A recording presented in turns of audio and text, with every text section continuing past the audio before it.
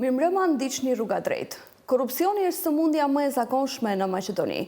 Vetëm pak ditë më parë këtë e notoi edhe Departamenti Amerikan i Shtetit, sikurse edhe njësor organizatash të huaja dhe vendore. Korrupsioni ishte edhe kryefjala për ambasadoren amerikane që paraardhjes së saj, dhe kjo u mbështet edhe me deklaratat e saj për opinionin që në muajt që pasuan. Për këtë dhe temat të tjera në një intervistë ekskluzive në Alsat, kam nderin në Rruga drejt sonte të bisedoj me ekselencën e saj, zonjën ambasadore Angela Ageler. Dear Ambassador, welcome in this interview tonight. Hi, Fadlume. Thank you so much for having me here. I'm delighted to be here at Alsat and look forward to our conversation. We will start from the latest events. A big step was taken this past weekend in Ohrid between Kosovo and Serbia. A long-awaited agreement was achieved between the two countries. Are you positive that the two countries are going to go on and respect this agreement at the following time? Well, listen, let me say, and I think that, I certainly hope so, and I think it was a very important step for the region that President Vučić and Prime Minister Kurti were able to reach this agreement in Ohrid this weekend. I think, though, in my role as the U.S. ambassador to North Macedonia, I would simply say that I think the citizens of this country, regardless of their party, regardless of their community or background, should be very, very proud, because this is the only country in the region that could have hosted this very historic peace summit. They have the relationship, this country, its citizens, its leaders right now have the relationship with the other countries in the Western Balkans that they were able to bring these two leaders together to reach this historic agreement. And we are grateful to the European Union for the important role they played. We were there, the United States, as observers to the process, but it was clear to everyone that the role that North Macedonia played was critical. And so I really applaud this country for being such an important part of this important agreement. Is this a new era about the peace in the region? I hope so. I'm not able to see the future, but I think that this was, again, a very historic agreement. It was difficult. As you know, there have been tensions between those two countries, and the fact that they were able to come together under the auspices of the European Union and reach this critical agreement is again, historic and important. Now, there are many steps in moving forward on this, but it is our hope and expectation that the leaders of those two countries will continue to act in good faith on those. Your return to North Macedonia is seen as a strong signal from people here. You have previously been here till 2013, when the country had a different name, and after that SHBA had a comeback in 2015 and announced several reforms. But now in 2023, the country faces a serious lack of credibility towards institutions regarding the corruption at each level of the system. What do you see that has changed during this period? What has changed for better and what is worse? Well, let me say what I think I've told you privately and told many others, that to return to this country as the United States ambassador to North Macedonia is the honor of my career. And it is, as I have said, it is the country I know a little and that I feel and care very deeply about and want to do everything in my power to help this country reach its aspirations and goals. And so I'm delighted to be back. I am so delighted to, again, see so many of my friends, my Macedonian friends, and to travel around this country, again, that I love very much. There have been some very important changes, including changing the name of this country. That was not only a crucial agreement, but it also represented a very difficult decision for the people of this country, and I recognize that. As I travel around the country and talk to friends and contacts and young people, I am struck time and again with their frustration at having done so much and yet still having to continue on so many of these battles that we've seen in the past. And so while that was an absolutely critical step to moving this country forward on its NATO membership, it still needs to continue to make efforts to move forward with the European Union. But let me also say that this country right now, again, has the spotlight from the international community, not only on issues like the summit in Ohrid, but also in its chairpersonship of the OSCE, of the Adriatic Charter that is coming up next week, and so many of these issues. So while it continues to face many challenges, I believe that it has taken an important role within the Western Balkans, within Europe, and around the world, frankly. Let's talk about an important topic that we have covered lately. We want to assure you for our position as a national TV station for the importance of construction of Corridor 8 and 10D. It's indeed a huge project, an important project, but it has come to our attention that the supervisor has some criminal background, has allegation about Russian money. Do you believe that the institutions should have been more cautious when changing or when choosing this supervisor? Well, I think you're referring to allegations against the financial transaction advisors. That is an issue which is separate from the Bechtel agreement that was signed about 10 days ago. And that agreement for the largest infrastructure project in the history of this country is one about which we are enormously proud. We are delighted to have this very well-known, very well-respected American company in Bechtel, which has shown its expertise and its ability to complete highest quality, global standard projects within the time frame and within budget, as we have seen just in Kosovo, with their fantastic project there and projects that they're working on in Serbia. We're delighted to have an American company present in, again, what is the largest infrastructure project.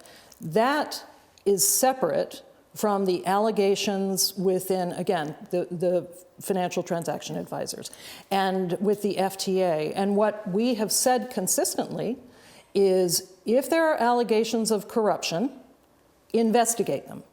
Investigate those allegations. If they are found to be true, prosecute them. But we are very confident that those are not on the Bechtel side. And in fact, I'm very much looking forward to going and being a part of the groundbreaking ceremony a couple of weeks from now, because I think that's important for this country and the citizens of this country. In Macedonia, corruption happens every day. This is confirmed even by the latest report of State Department that was published just 3 days ago. How concerning should this report be for our institutions here? Well, I would suggest that the Human Rights Report is an opportunity for a country, and we do them for countries all over the world, to review where they are in terms of how they are taking care of their citizens. And that's crucially important. In the United States, human rights, as you know, are an absolutely crucial part of our foreign policy and our engagement with foreign countries. Corruption is a cancer, and it is too prevalent here.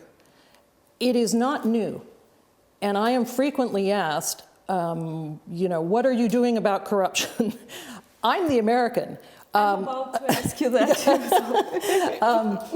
And what I'm doing is using the power that we have in the United States government to call that out. But I cannot do what the citizens of this country can do, which is to look at their elected officials, look at the business people within their communities, look at the practices that they see every day.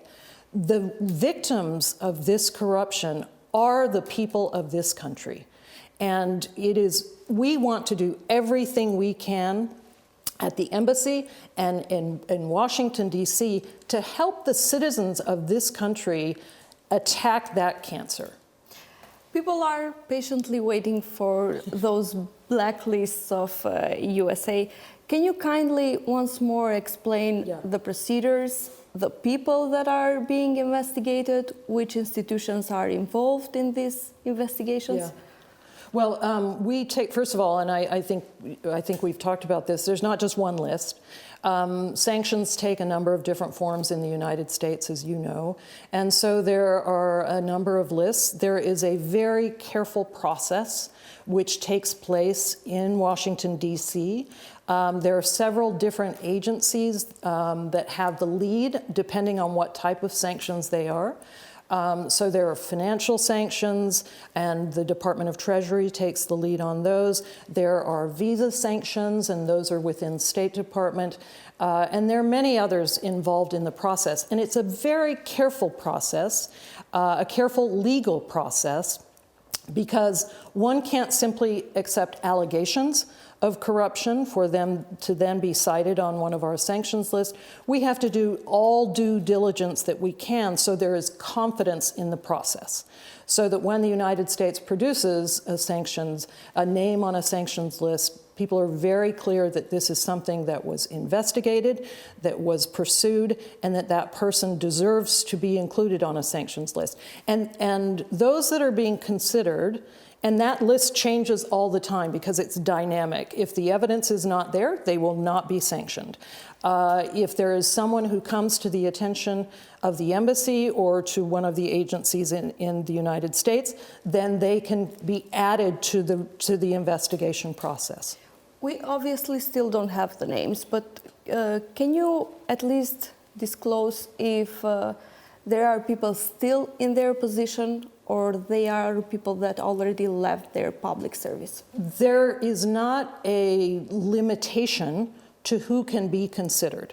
So it is not only officials, those currently or previously within government, but again, it's also business people, business leaders, and others. So there is not simply one category of those who are considered.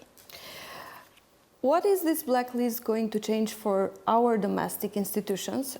Because we have seen many cases when these people aren't being holding accountable for their deeds from our domestic institutions. There are many cases when they continue their functioning normally. And there are cases like Nikola Gruevski, who already left the country when his name was already published in that blacklist. What can we do? What can our institutions do at this case? You know, I am so grateful, Fatlumi, that you asked that question, because this is the crux of the matter. The United States can sanction an individual, but what happens to them, we don't imprison them, we don't come over to the country and arrest them.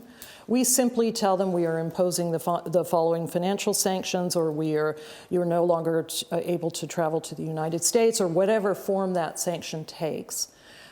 What is critically important, and this goes back to my earlier point, is what happens here. What happens in this country? And our sanctions do not change the legal procedures or implementation of the laws within this country.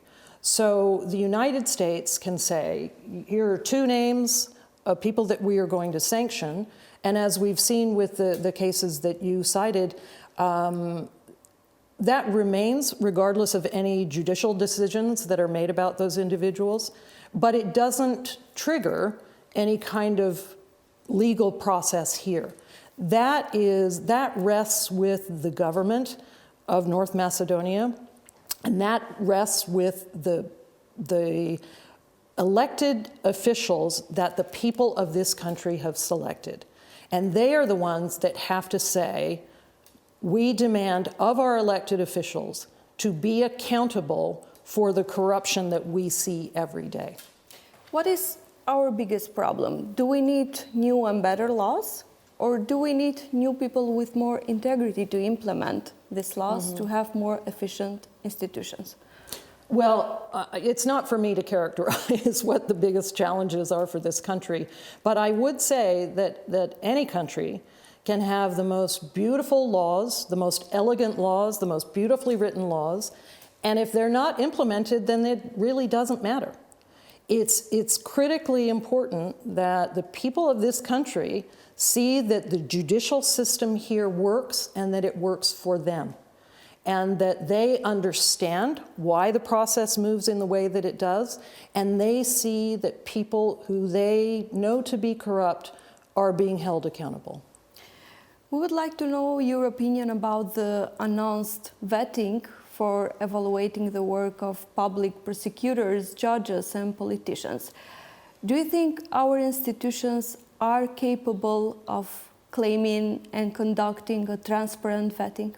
Vetting can be very challenging, as we've seen in a number of other countries where it has not worked well. It's particularly challenging within the judicial system because of the necessity to look at those that are already in office. And in a system where corruption already exists, it is very difficult to ensure that that process is completely transparent and fair. Vetting in the United States takes place before you get into the position. We don't have enough time for me to describe to you the vetting that I went through to be nominated and confirmed as a U.S. ambassador. And so I hope that this country finds a way to move vetting into the process before people get into their positions in a way that's most appropriate for this institution. It is common to hear that prosecutors and judges can be from the same family or some kind related, or they can be from the same family with politicians. Do you think this kind of nepotism is affecting our justice system?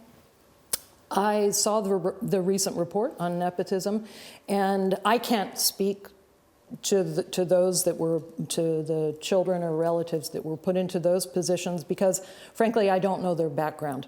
I do know that nepotism in the United States is a very serious issue, and that we have very specific laws and very specific regulations to protect against nepotism. And so, you know, as I have said before, I think part of that is a question for journalists like you, your colleagues, to investigate. It's not for me as the U.S. ambassador to check the qualifications of these people, but if there's a story there, or if there's real allegations of abuse, they should be investigated and they should be pursued. We will take a short break here and be back really soon. Great, do të bëjmë një shkëputje të shkurtër për reklama dhe rikthehemi së shpejti. Jeni akoma me Rruga drejt në pjesën e dytë të emisionit në intervistë me ambasadoren e Shteteve të Bashkuara të Amerikës, zonjën Ageler. Madam Ambassador, new changes have already been applied to our government with the idea of a more stable majority, but the numbers to open and change the constitution are still not enough, are less than 80. What are your expectations and what is your urge for the following months of this year? We've been very clear that the United States wants to do everything it can, the U.S. Embassy, everything in its power, to help assist this country move towards its Euro-Atlantic integration and thus its membership in the European Union. And we'll continue to do so. There are very complicated domestic political issues at play and implications for those issues. But I would say that in my view, it has become overly politicized. And it is my sincere hope that the people of this country understand the benefits of moving towards Europe, the European Union, the European community, and that transatlantic relationship, the Euro-Atlantic relationship, because it's so critical to the economic growth of this country, to trade, to security. And so we and I will continue to do everything we can to urge political leaders to make the right decision that's in the best interests of this country and its citizens, because that's critically important right now. Elections are a turning point at any time. The opposition, Vëmëro Dëpëmëne, has made it clear that first wants the elections and then constitutional changes, and the majority stays for the other way around. First constitutional changes and then the elections. What is the best version, according to you? You know, again, it's not for me to say, as the U.S. ambassador, what the best way forward is. Again, the best way forward is not to do this in an overly politicized environment with politicized rhetoric. It is to move forward as leaders of whichever party in the best interests of the country and its citizens. And that includes a vote on the constitutional amendment, and that means going forward as a country. When the elections are is up to the elected officials, and thus the citizens to express themselves to their leaders. But it is my fondest hope that the political leaders will do what they need to do to move towards European integration. The relations between North Macedonia and Bulgaria are progressively getting worse. Do you have any hope that after the following elections in our neighboring country and after maybe a more stable government there will be more hope for both countries to rebuild their trust? Fatlumi, I always have hope. And it is, again, my hope that, that again, in an overly politicized dialogue, that can be put aside in what is in the best interests of the region. And I'm very delighted to be the U.S. ambassador to North Macedonia. I'm not the ambassador to Bulgaria, but it would seem to me that both the leaders and the citizens of Bulgaria would recognize the enormous benefits of this country and others within the region moving towards the EU as well. The benefits that would offer to them to have another EU member state with, or more, or all of them within the Western Balkans to also be part of the European Union. That will build the security and the prosperity of all the countries in the region, including Bulgaria. We will talk a little bit about the public safety. Albania had a desperate experience when its system was broken by Iranians, even though this country is a NATO member from 2008. And in North Macedonia, for some months, we are facing continuous bomb threats where the people were scared and students were missing classes. What our country can do better for a more public safety, and how is USA helping us in this matter? That's a really important question right now, because cybersecurity is an issue that we discuss frequently, as we did last June in our strategic dialogue. It's a critically important issue in the United States, where we have also seen some of these hacks. Not only Albania, but other countries in the Western Balkans have also been affected. And so we are working very closely with a number of the ministries, with the leadership of the government, and with others within the private sector as well, to collaborate to the extent that we can, and it's quite extensive, on cybersecurity. Part of it is awareness and understanding what those hacks can do. As we saw, for example, with the medical system recently, the Ministry of Health and the private records of citizens being released. That's the kind of thing that is a real danger.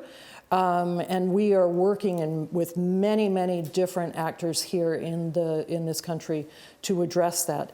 The issue of the bomb threats is something that is very worrisome. And I think we have seen that the Ministry of Interior has been able to implement some protections, and those seem to have been reduced recently. But we have to get kids back in school. They have to be able to go to school. We have to keep the airport open. We have to keep the malls and shops open. And so that's something that, again, we have also, our security team have worked very, very closely with officials here at the Ministry of Interior and elsewhere to try to help with that issue as well. What if something worse happens, like life-threatening threats? privacy data and risks of this kind? How can we stop this and prevent this from happening? Well, I never like hypotheticals, but I think we have already seen in terms of data being released, we've already seen that happen. And so I think it's not only incredibly important for officials to understand the threat, but also for individuals, for citizens to understand that their privacy, that their issues, that the ministries within the government that serve them must be protected against these attacks, because they can have an enormously detrimental impact on a community, on a society. Ms. Ambassador, it was really a pleasure to have you here tonight. Thank you for your time and your commitment. Thank you so much, Fatlime. I had a great time. Ju faleminderit që na ndoqët teleshikues të nderuar, ishte ky fundi i emisionit dhe kjo intervistë ekskluzive me ambasadoren në Shteteve të Bashkuara të Amerikës, Ageler. Ju lë takim për javën e ardhshme, përsëri me Rruga drejt, deri atëherë qëndroni me Alsat.